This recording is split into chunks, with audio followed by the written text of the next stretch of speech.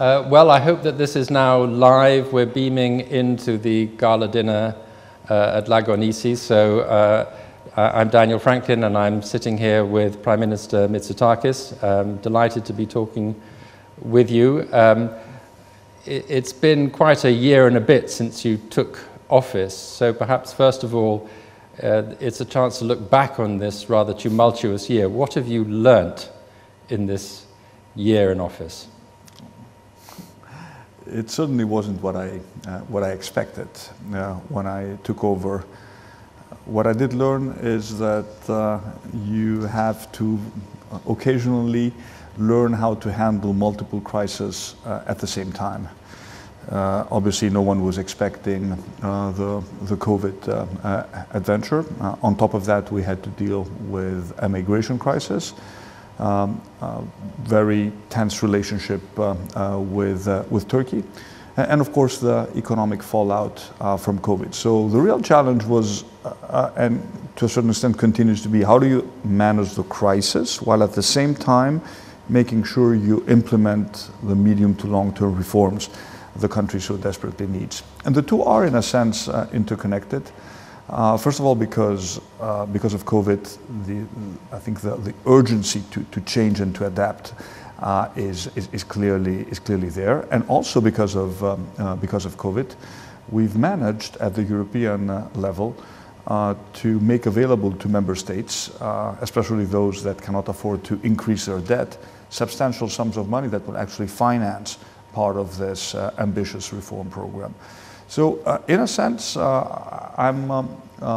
spite of the difficulties, I'm almost more optimistic now that we can drive through the big changes that the economy so desperately needs, and that we have the funds to finance it. Because when we spoke before, when you interviewed me as as leader of the opposition, you remember we were talking about the big investment gap in Greece. Where are we going to find the 100 billion that we need over the next 7 to 8 years? Well, now a significant chunk of that sum is going to be covered through public funds, European funds, and of course they will be able to leverage significant private sector capital to be deployed in Greece. So it was and it continues to be certainly a very hectic period.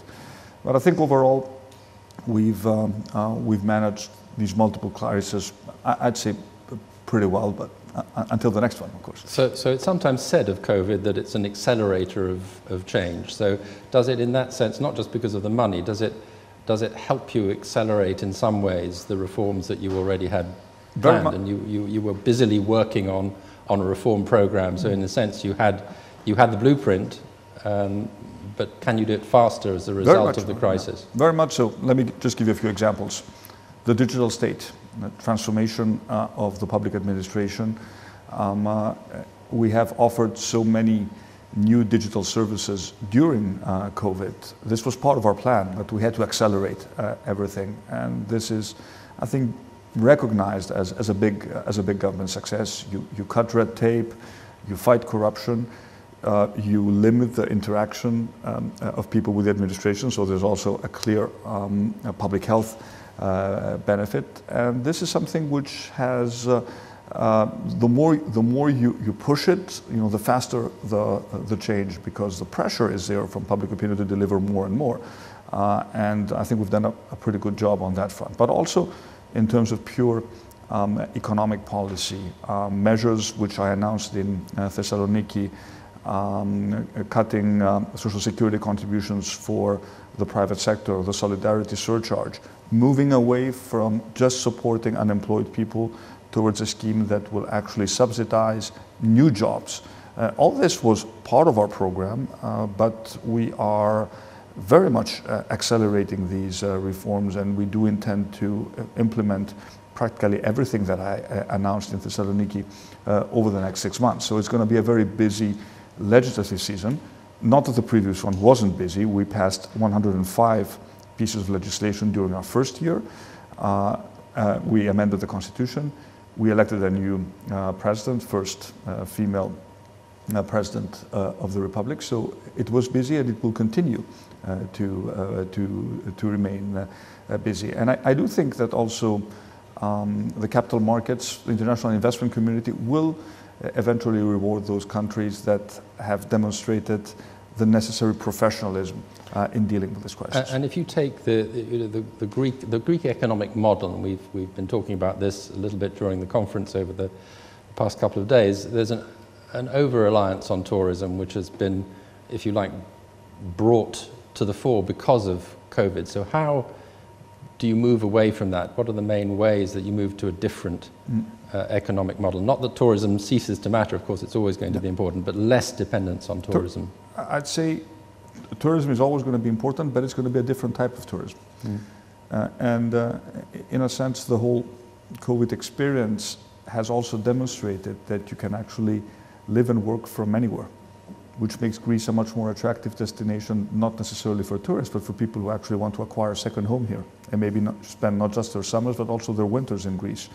We're a safe country with excellent connectivity. It would only get better. We're one of the first countries to auction off the 5G spectrum, actually being legislated as we speak in Parliament. But at the same time, there's also a requirement to move towards a more sustainable model of tourism. The elephant in the room remains climate change. It's not just COVID.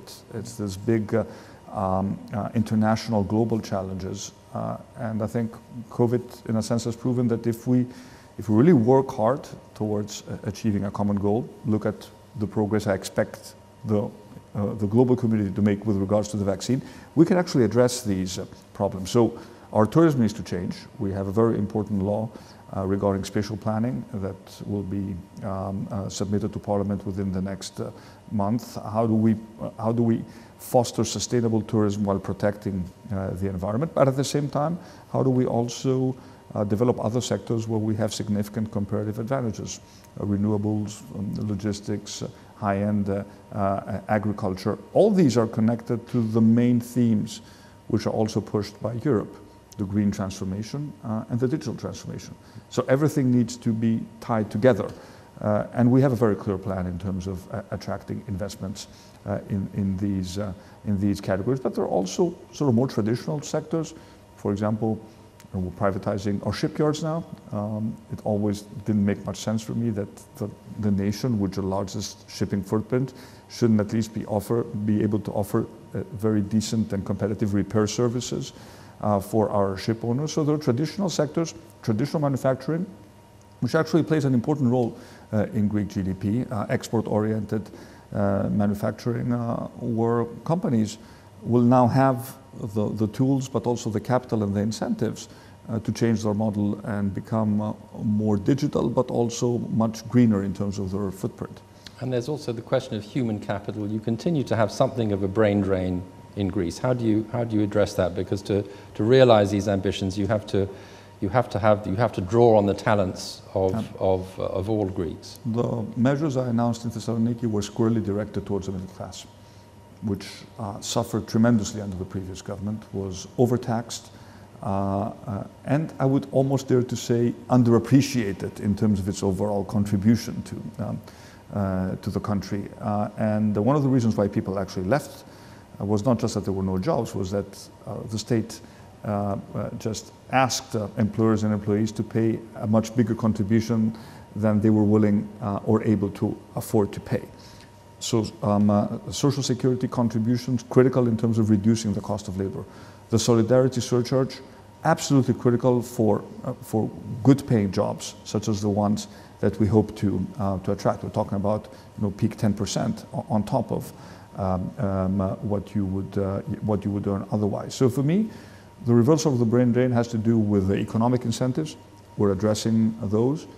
With the new job creation capacity, I think there are lots of new jobs opening up also in the digital space in Greece, lots of acquisitions of Greek startups by foreign companies. We are suddenly appearing on the global digital landscape because we have very good talent in Greece and of course talent from abroad that can return, but also there's a factor which I consider to be particularly important, and that is long-term trust and confidence in the potential of the country. And I think there we have seen things change dramatically towards the better. People place a bigger trust in government, and that is important. Trust is fundamentally critical for all advanced countries that aspire to make, you know, a great leap of economic growth. So I think we have a compelling story to tell for the country. We have the economic incentives. We're in the process of creating the jobs.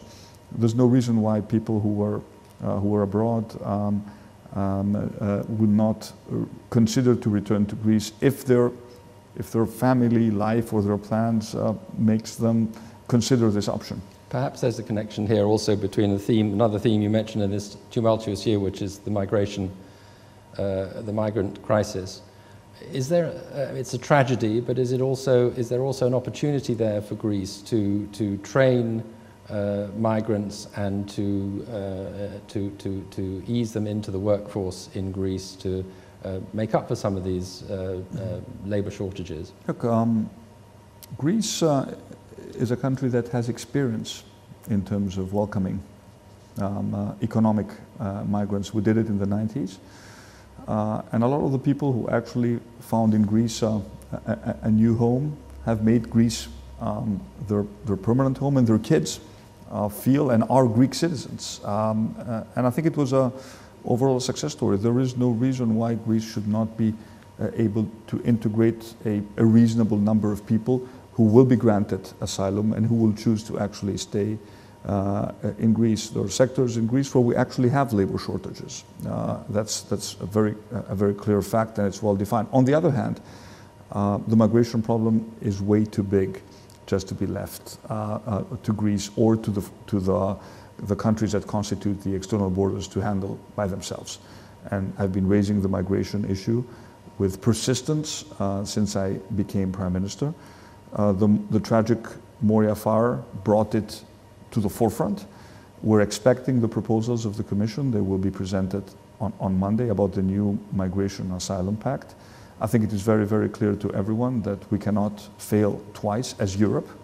We're doing a very, very difficult job in terms of both protecting the borders, but also accepting refugees and migrants and then processing their applications, but this needs to be a European project. So what should happen at the European level? What would you like to see happen? We're very, very, very clear. First of all, common asylum rules for everyone, a fair burden sharing process by which we find a way, each country, to assume part of the responsibility.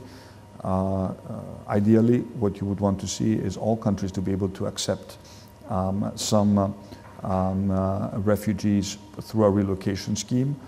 If that proves to be completely impossible, then some countries need to assume, for example, responsibility for returns, but everyone needs to be able to do something. What is not acceptable is for countries to just say, this is not my problem. But do you see any sign of the political will for that? I mean, this has been going on for so long, yes, and there's been very little sense of common responsibility.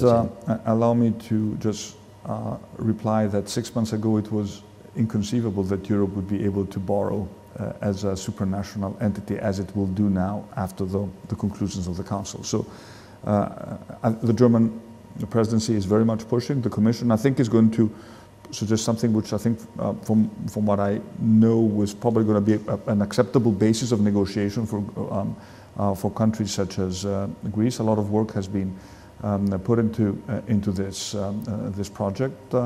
And we need to be very clear who does what. Greece stepped up to the plate and defended the European borders, especially when in March we were faced with a very sort of organized attempt to send desperate people into Greece and into Europe. We said this is not going to happen, and it didn't happen. And we have reduced flows significantly.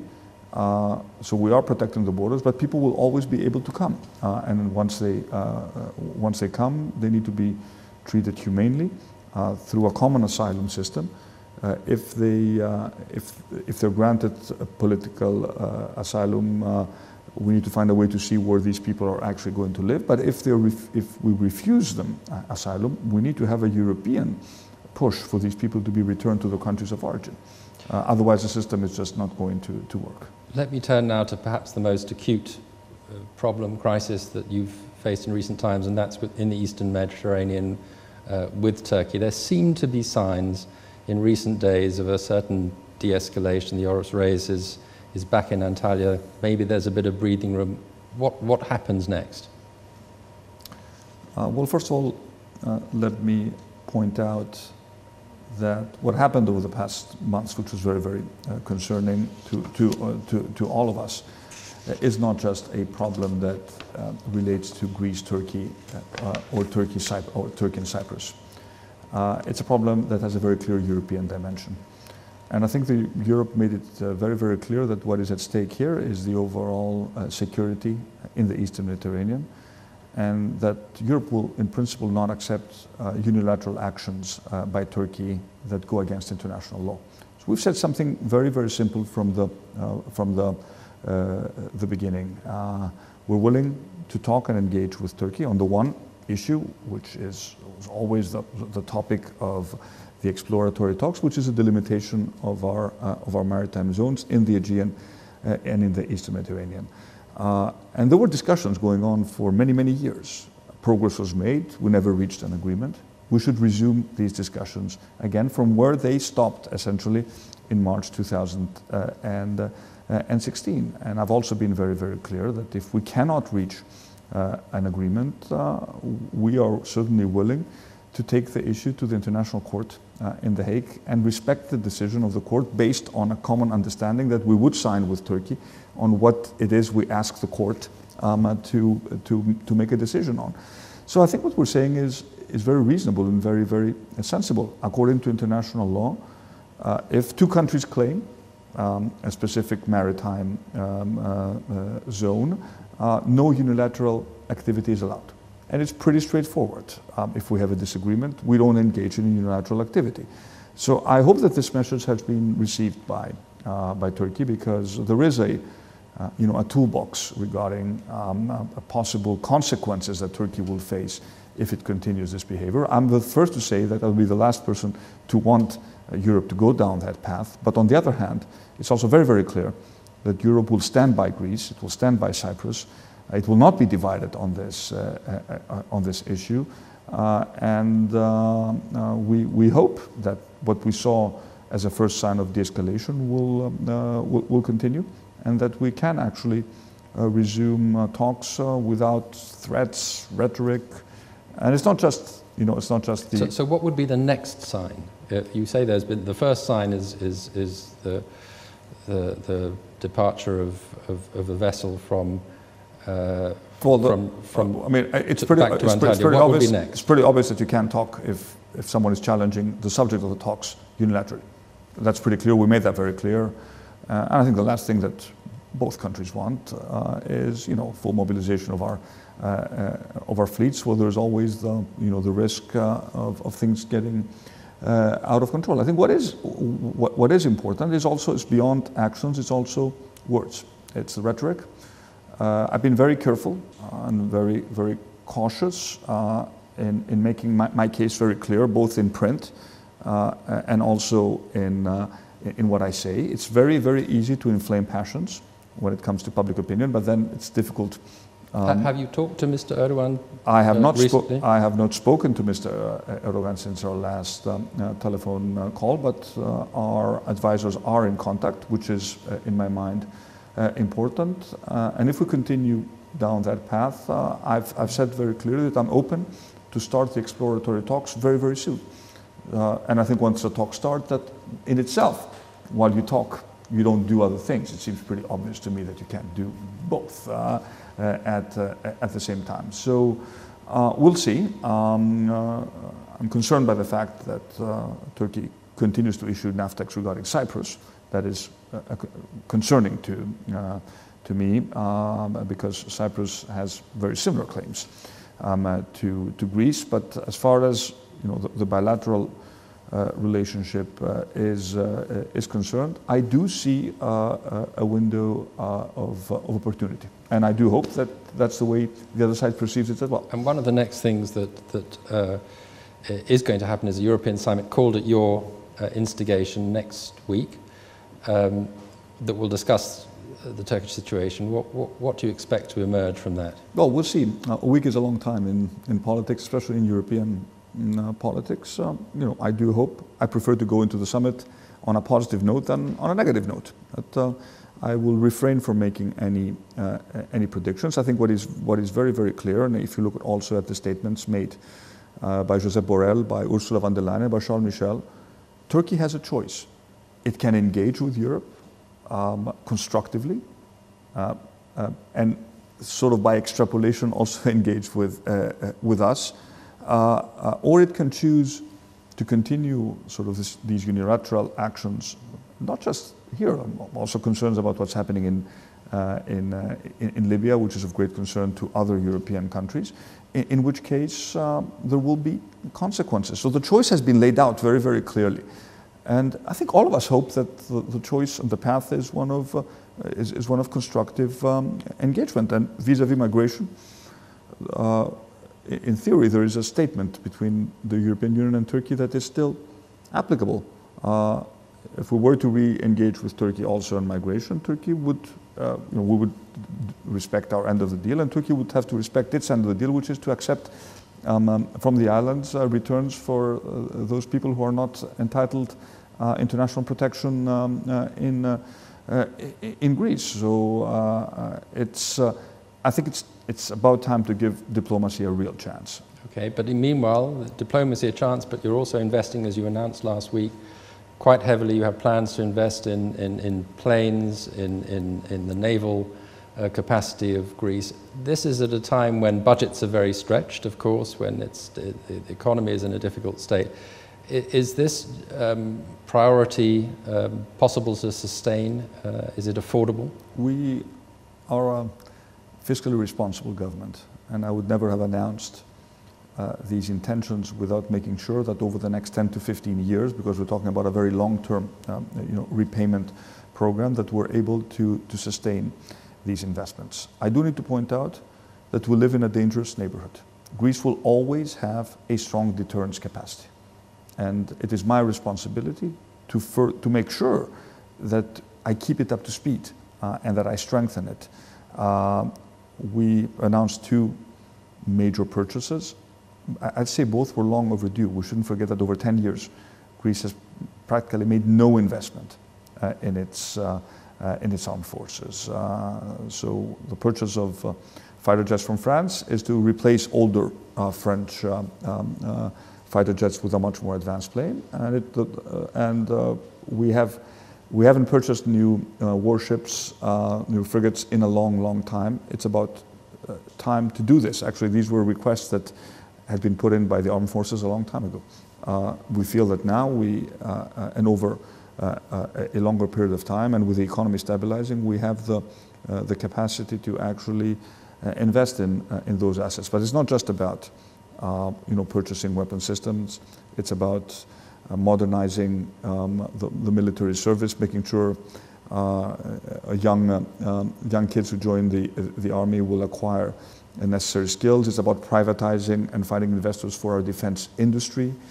We have extremely valuable assets, be it in shipyards or in our aerospace company. It's interesting that we actually have demand. We have countries banging on our door asking us to actually service their planes, and we haven't been able to deliver. That is unacceptable to me. So we will restructure Hellenic Aerospace and make sure we play an important role in the region as a credible defense contractor. So you've been very keen, and we've been hearing over the past 2 days about the desire to attract foreign investors, and part of that is the rule of law, strengthening the rule of law, reforming the justice system. Greece struggles with a reputation for clientelism, and yet there have been some examples recently where you've been accused of tweaking the law, for example, to help special interests, to suspend cases against a breach of trust for bankers, for example. How does that reassure investors, and what can you do to really assure people that clientelism is a thing of the past in Greece? Look, I think this government, if you just look at, it's difficult for me to speak, I will speak on behalf of the government, but I think it's important to look at the international indices international competitiveness indices, big national transparency, and see the progress that the country is making. I've fought clientelism my entire political career, and occasionally I was perceived to be a little bit of an outlier because I was very, very focused on this topic. And meritocracy, which is the opposite of clientelism, is critical in me. So I do want to pick the right people for the right job, and certainly when I make selections at the cabinet level, this is my number one priority. This is also why we've been able to attract talent from outside the narrow confines of the party, and I'm happy and proud about that. In terms of the civil service, I think it is significantly more meritocratic than it was, and we've also passed a recent legislation making it very clear that all public sector appointments need to go through a specific process by which there will be a short list. We're talking about government appointments of 3 people independently selected, out of which the minister would be forced to pick one person. Having said that, I'm the first to acknowledge that not so much rule of law, but justice reform is critical. And it's a long-term process, how to make sure that we don't have unnecessary delays and that investors feel comfortable with the legal framework. I do need to point out that we will have a new insolvency legislative framework that is looking at integrating all interventions surrounding bankruptcy, personal bankruptcy, but also corporate bankruptcy. I think it's a huge step in the right direction, very well received by the international investor community, very helpful in terms of clarifying under what conditions assets can be liquidated. So I do acknowledge that in terms of judicial reform, there is still a lot of work to be done. But I expect Greece, and this is at least the first indication we have for some of the first competitive indices, to significantly improve its position in the main competitiveness indices. This is at least a goal and the benchmark I've set for myself and for my government. We're running out of time, but I just wanted to, for the last couple of minutes, turn ahead to the future next year, which is the bicentenary of Greek independence. And I wanted to ask how you think you can use this to if you like, push Greece forward into a new era. It is an important date, and always these years are an opportunity to reflect on the past, maybe take look at our history through a different lens, but also it will be an opportunity for me, for the government, for Greece, I would say, to reintroduce sort of a new, ambitious, optimistic, self-confident Greece to the world stage. We are planning a very significant, for lack of a better word, I will call it rebranding exercise for the country, which we will launch at the beginning of 2021. And this is a country which should be very proud about its future and shouldn't just be rely on being proud of its past. Having said that, there are many aspects of our 200-year history that are particularly relevant in this discussion, and this is a country that overall, if you look at our history, has done quite well. We were one province of the Ottoman Empire. We fought for our independence. We were one of the first countries to gain our independence. But if you look at the other countries in the region, I'd say it's fair to say that we've done much better. But there were always difficult periods. There's almost sort of a cycle of triumphs and very difficult moments. I hope that this sort of the third decade of the 21st century is going to be a good decade for the country, but it will be an opportunity to reassess history, to draw interesting lessons, but also an opportunity to make the case for the Greece of the future. So next year won't be our bicentenary, but for this conference it will be the quarter century. It'll be our 25th Government Roundtable. So I think we can have a bicentenary and a quarter century, and we look forward to examining these issues, hopefully in person. Hopefully in person, without masks and with a live audience. It's always much more pleasant. But thank you, and looking forward to joining you again next year. Thank you very much indeed, Prime Minister.